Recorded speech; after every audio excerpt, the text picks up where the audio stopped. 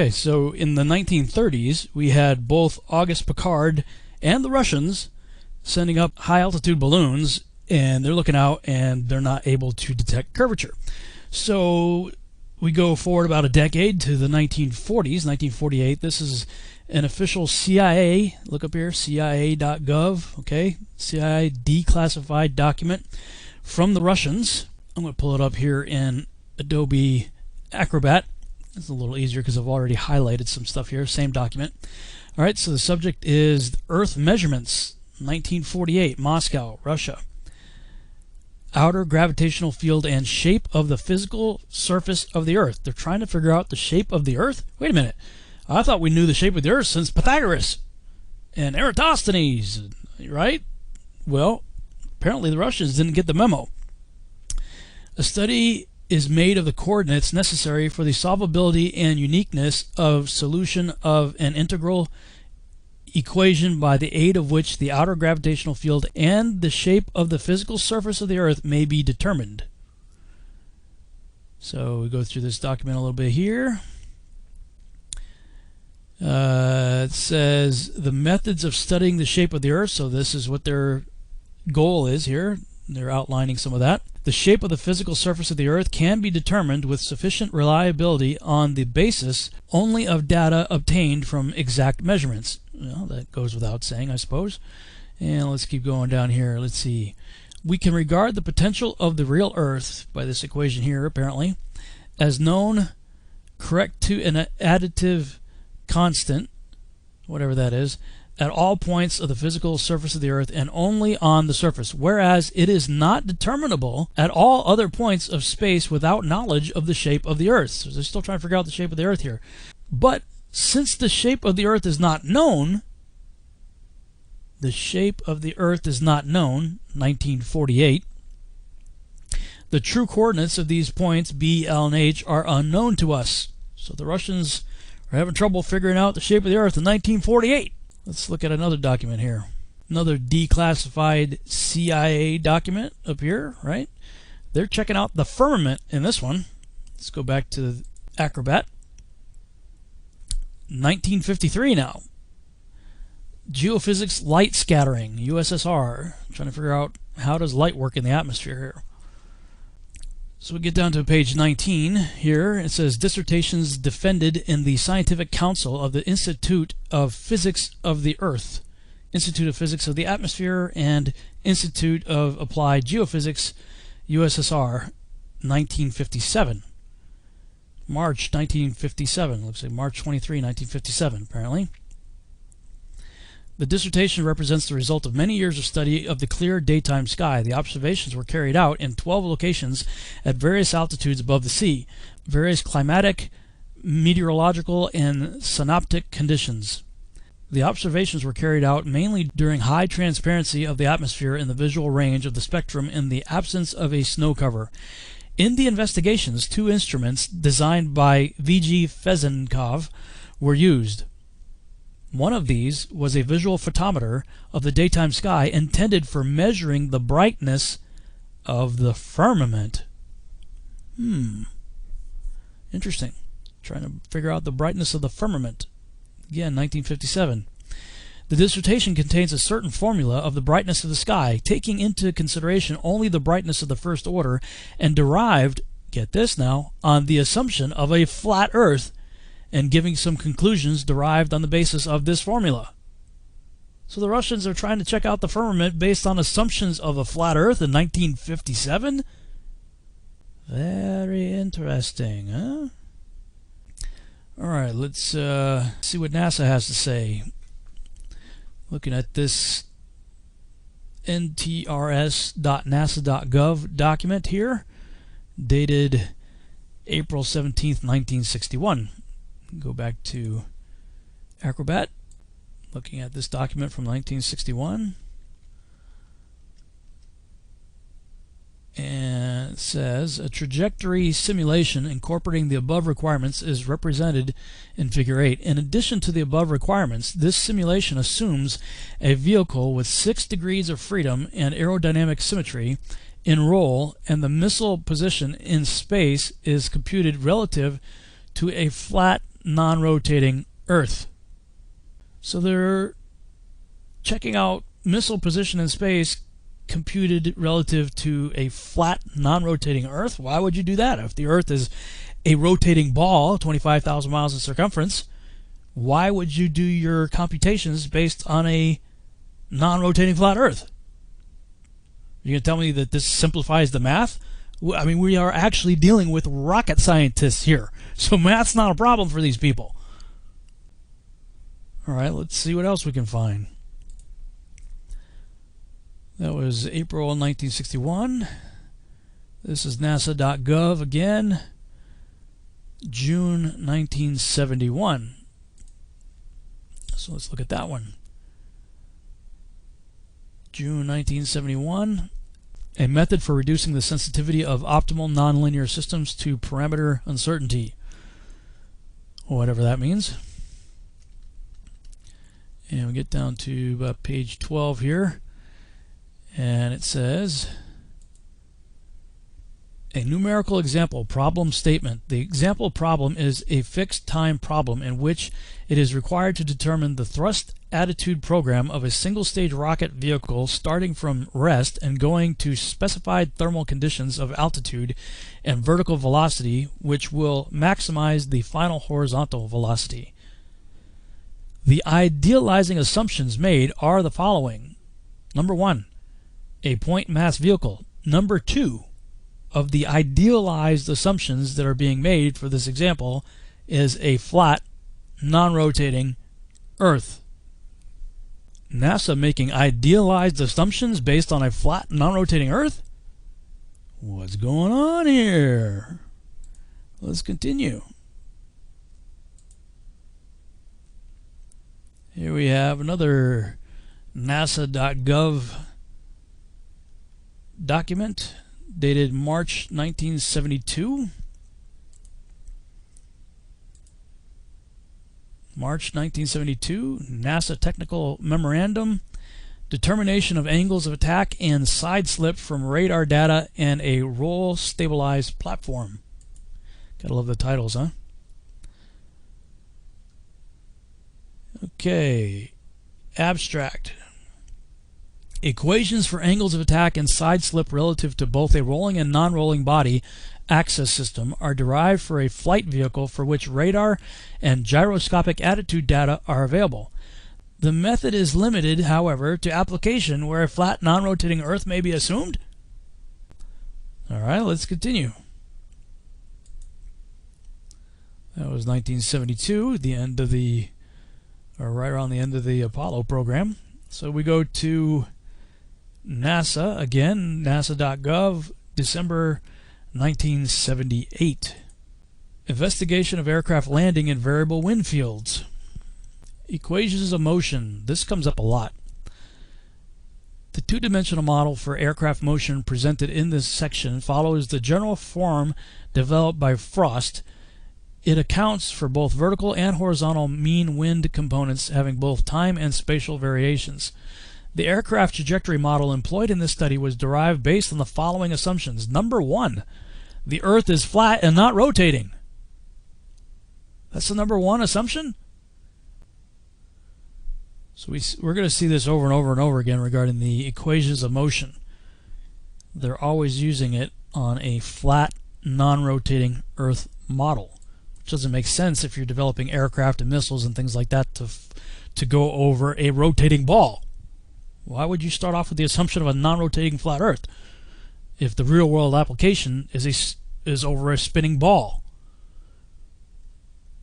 1987 NASA technical paper, 2768, User's Manual for Linear, a Fortran program to derive linear aircraft models. Get that in Acrobat here, same document. And we'll scroll down to, I believe it was page 12 again. Program overview. Within the program, the nonlinear equations of motion include 12 states representing a rigid aircraft flying in a stationary atmosphere over a flat, non-rotating Earth. More diagrams, more equations. The nonlinear equations of motion used in the linearization program are general 6 degree of freedom equations representing the flight dynamics of a rigid aircraft flying in a stationary atmosphere over a flat, non-rotating Earth. Let's continue. That was 1987.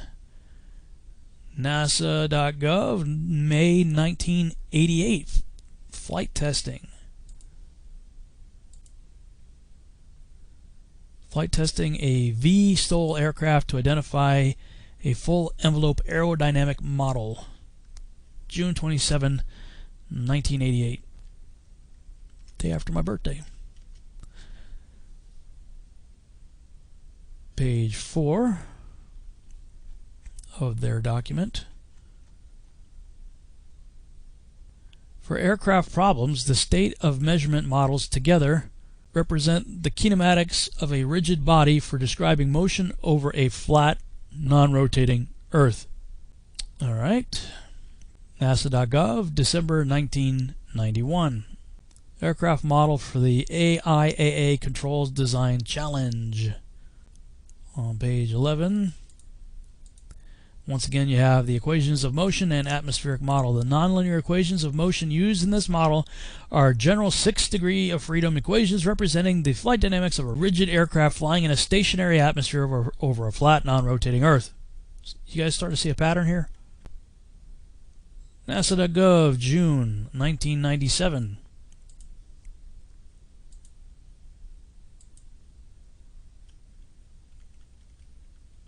Talking about the SR-71. Predicted performance of a thrust-enhanced SR-71 aircraft with an external payload. One of my favorite aircraft of all time. That's just a cool looking airplane, huh? Let's see what they have to say about a back-mounted hypersonic research vehicle sitting on top of the SR-71. That's pretty crazy. Pretty cool interior shot right here. And on page 8, digital performance simulation description. The digital performance simulation equations of motion use 4 assumptions that simplify the program while maintaining its fidelity for most maneuvers and applications. Number 1, point mass modeling. 2, non-turbulent atmosphere. 3, zero side forces. And 4, a non-rotating Earth. Now they don't specify flat here, but they're saying the Earth's not rotating as part of their 4 assumptions that simplify the program while maintaining its fidelity. So they're discrediting the rotating Earth right here, at least by that statement it would appear. Moving right along, we come to another NASA document. I wasn't able to figure out what year this was from, but it's definitely a NASA document here. I'm guessing sometime around 1997, or sometime shortly thereafter, as the footnotes indicate anyway. There are footnotes that go to 1997. They don't go any later than that. Singular arc optimal control. Our minimum time to climb problem. In our minimum time to climb problem, the aircraft is modeled as a point mass and the flight trajectory is strictly confined in a vertical plane on a non-rotating flat Earth. And we'll just fast forward to the end here. See, that's the dates there. The latest one is 1997, so that's where I came to that conclusion. 2000, Army Research Laboratory. This is arl.army.mil document here. Path loss measurements in a forested environment at VHF. Let's check that one out.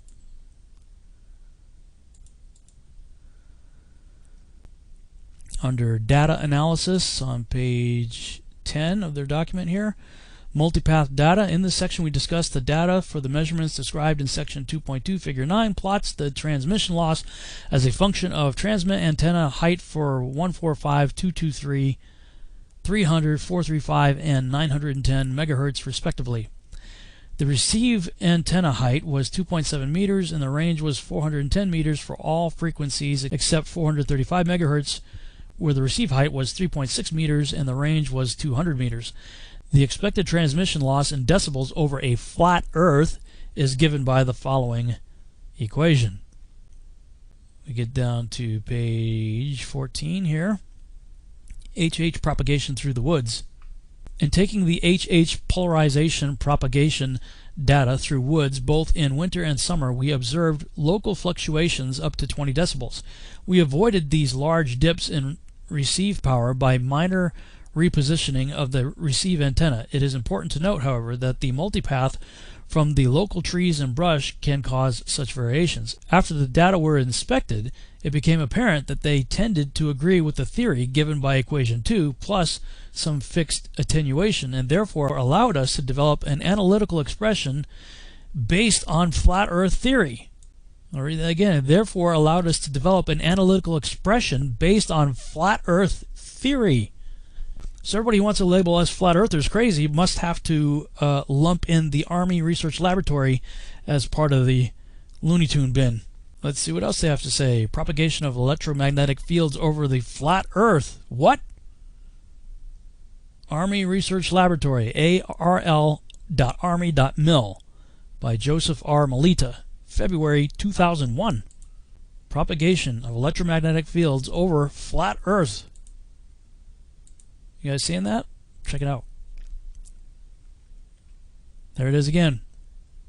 In the table of contents, figures 6 and 7, comparison of principal fields from an ideal dipole oriented perpendicular and horizontal to a homogeneous flat earth. Figure 7, comparison of principal fields from an ideal dipole oriented perpendicular and horizontal to a homogeneous flat earth. There are the two figures, figure 6, figure 7, over flat earth. Army Research Laboratory. Back to NASA. NASA.gov. June 2002. Stability and control estimation flight test results for the SR-71 aircraft with externally mounted experiments. So we're back to checking out some things on the SR-71. And we get to page 9, methods of analysis, parameter identification formula. Go through some formulas right here.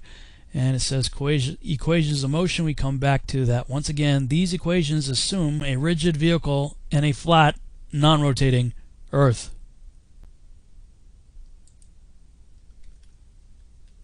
For the SR-71 with external hardware attached. Back to the Army Research Laboratory, August 2002. Automatic target acquisition of the Demo 3 program. Demo 3 program, Army Research Laboratory. The detection algorithm. The algorithm described in this report was designed to address a need for a detection algorithm with wide applicability, which would serve as a pre-screener/detector for a number of applications. While most automatic target detection/recognition algorithms use much problem-specific knowledge to improve performance, the result is an algorithm that is tailored to specific target types and poses. The approximate range to target is often required, with varying amounts of tolerance. For example, in some scenarios, it is assumed that the range is known to within a meter from a laser range finder or a digital map. In other scenarios, only the range to the center of the field of view and the depression angle is known, so that a flat Earth approximation provides the best estimate. Alrighty then. January 2003, back to the Army Research Laboratory. See, arl.army.mil. January 2003.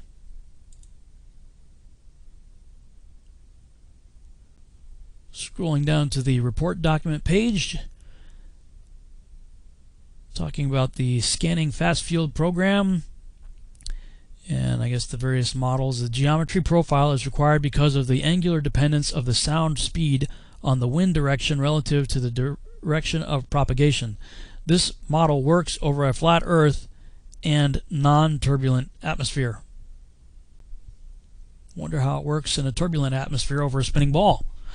Okay, September 2009, Army Research Laboratory. Computationally efficient algorithms for estimating the angle of arrival of helicopters using acoustic arrays.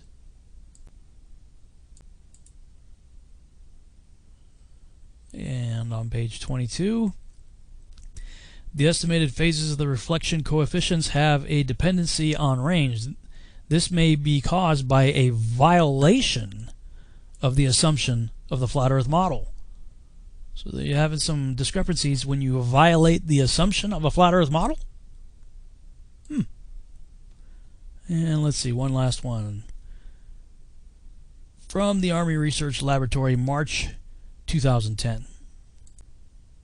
Projectile field dynamics, page 1. The 6-DOF rigid projectile model is employed to predict the dynamics of a projectile in flight. These equations assume a flat Earth. Why would you project flight dynamics over an assumed flat Earth if in reality we are dealing with a spinning ball? It seems to me that the Army Research Laboratory and NASA and the Russians and the CIA have been talking about flat Earth long before any of us showed up. Kind of makes you wonder, what do they know? Thanks so much for watching. I hope you enjoyed this video presentation. If you did, please subscribe to my YouTube channel, like the video, and share it on your favorite social media sites. There's a lot more to come, so stay tuned and we'll see you back next time.